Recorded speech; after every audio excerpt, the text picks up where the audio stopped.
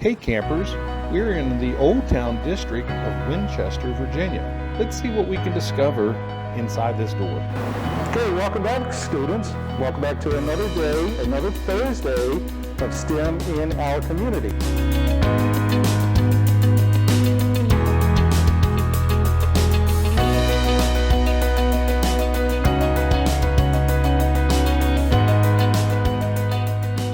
We're going to do a little twist today. Everything you've seen so far, we went into a work environment and saw how they use STEM or technology on the job. Today is an opportunity for you to actually do the activities. So let's go over here and introduce our host. We have... Hi, I'm Dr. Diane from the Shenandoah Valley Discovery Museum, and it's great to talk to you all today. Okay, so we're going to walk through and see some of the amazing activities. I've never been here before. This is my first time, and I've only come through the door, and I just see so much to do. So what are some of the things that a student can do here to learn about science and technology?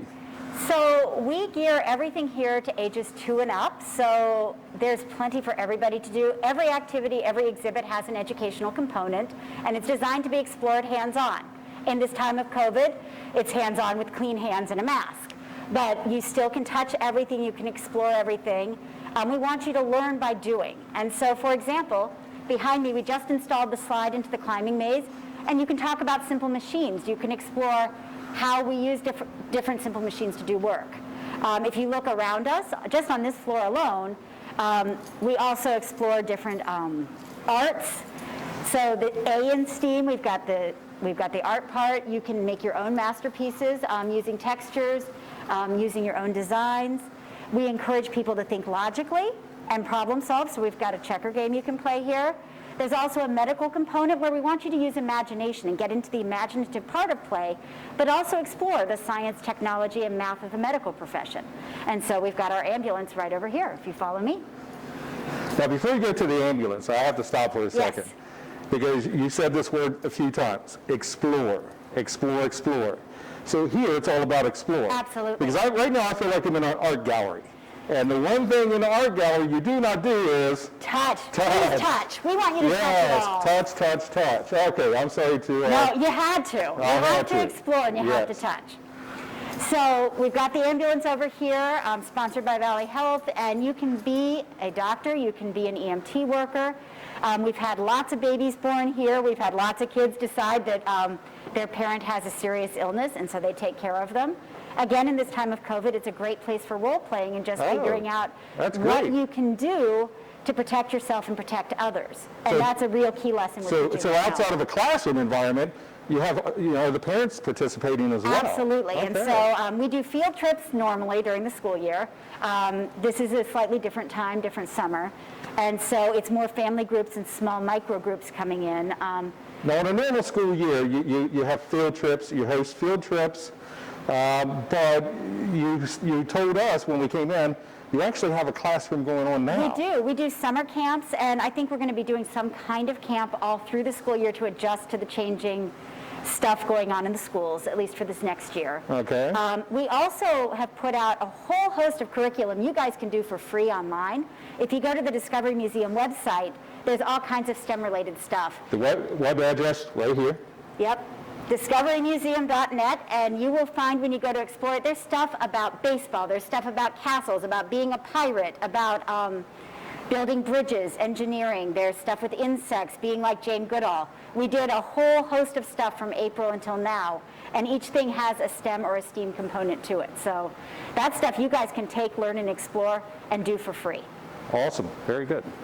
All right. You want to go take a look at the rest of the museum? Let's do that. All right, come on, let's go. Okay. Welcome to the apple packing shed. As you know, apples are really important to us in the valley, and so we want children to appreciate that, but we also want them to understand simple machines. And so we have our pulley, and they're going to be moving the apples back and forth.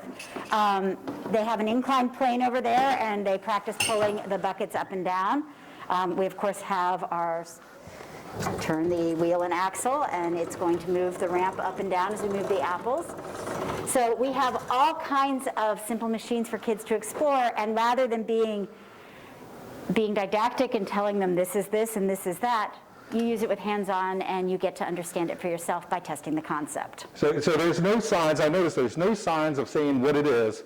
It's, again, discovery. We Hey, try to keep the signage to a minimum and really encourage the kid to explore and ask questions, and then our staff is around to answer questions and help out with concepts that we think maybe they need a little extra I'm all about help, self-discovery. but we want them to be able to learn. All right, very good. All of this will be expanded into a full farm to fork where it all is connected. Okay. But you've got the farm stand right now. We've got our live bees over here. So it's just going to, you just cycle through the process? Yeah, that's kind of the idea we'd love to be able to do with them. We've got our bees, and it's an observation hive where they can actually watch the bees doing work, and we talk about animal adaptations. I think they're super cool. Now, the live bees are one of my favorite exhibits we have here because I think it's important for kids to make the connections between the food they eat, the pollen that the bees collect, the work that they do, and the fact that bees are not scary, they're not going to hurt you, they're actually really fascinating creatures with a whole colony and a whole mentality in terms of how they get their work done. So one of the things I really love is this time of day when the bees are coming in, and you can see on their legs, let's find a good one, that they have pollen pockets. They're little packets of pollen that they have gathered as they're out, and they are different colors depending on the flowers that they bring back or that they have gone out to. And then they bring them up in here, and they use it sometimes to feed the brood, which you've got a lot of that going on up here. And then on the other side of the hive, they're storing up honey to feed the overall colony and be for its sustainability. So it's just really fascinating to watch them do what they do. Very cool.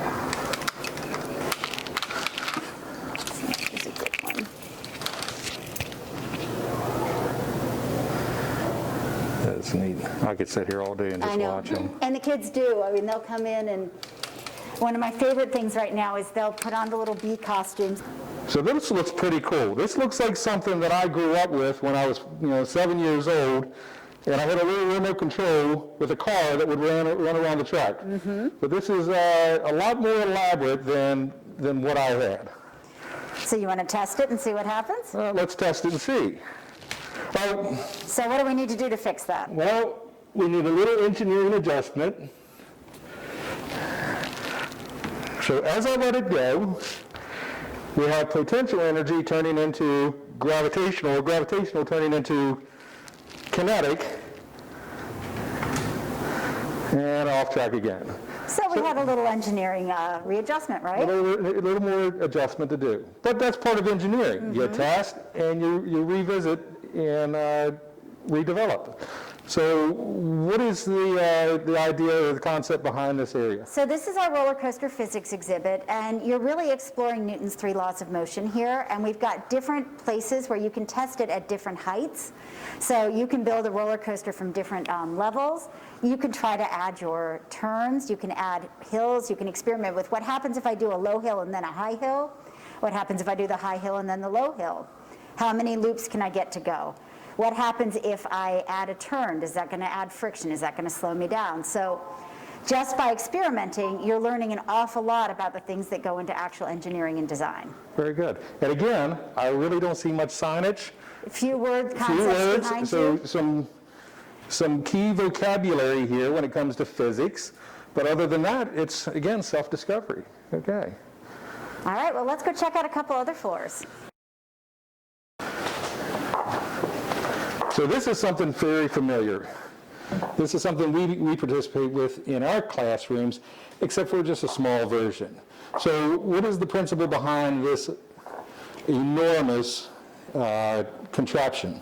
So this is our enormous Newton's Cradle, and the idea is that you are seeing that every action has an equal and opposite reaction. So if you take one red ball, what's going to happen if you release it? Well, 1 is equal to 1. Now what happens if you try 2? Well, when I was in school, it was a while back, but unless things have changed, 2 is equal to 2.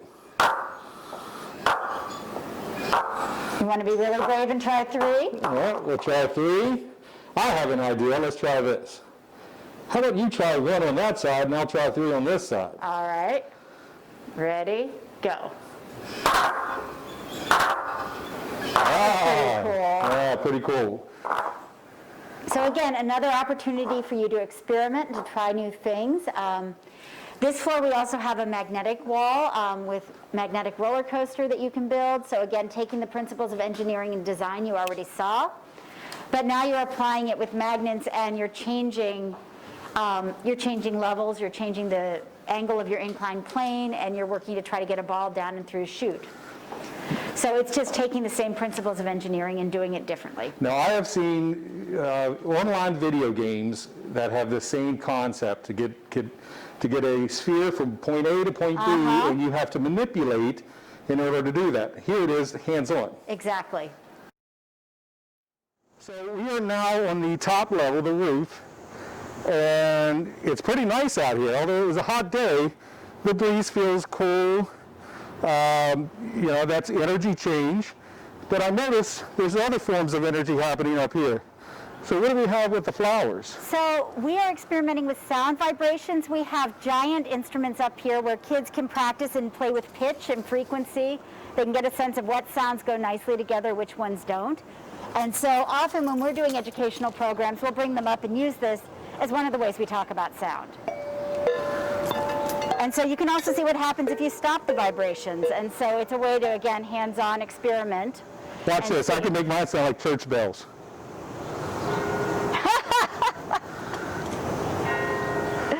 Very good. That was impressive. And you can also play these. So you've got different sounds, different pitches. The roof is pretty awesome because we also use it as a place where kids can explore art, do chalk paintings.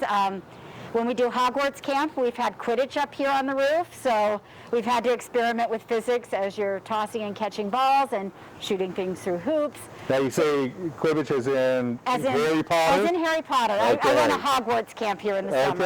Okay. So the roof takes on all kinds of identities for us. Awesome. Beautiful place here. Beautiful. So we hope you'll come out and visit us at the Discovery Museum. We look forward to welcoming you and having you come explore STEM in a hands-on way with us. And we want to thank you for allowing us to come in and visit, and hopefully you guys will take the opportunity and come and see what's here. All right, a lot of cool stuff. All right, thank you again. Thank you for having me. This is awesome. All right, and keep tuned for the next episode of STEM in our community. Thank you.